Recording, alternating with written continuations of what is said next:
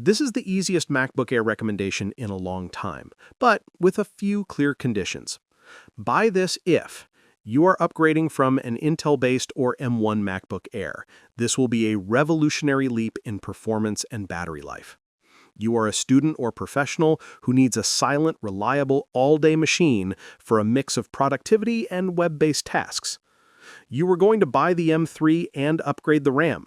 This base model gives you that, plus a better chip for less money. Skip this if you already have an M2 or M3 MacBook Air. The M4 is not a big enough jump to justify the cost. You are a creative professional who regularly exports long videos or renders 3D models. You need a fan. Go for the MacBook Pro. You demand the best screen. That 60Hz panel is the Air's only truly budget feature in a premium body.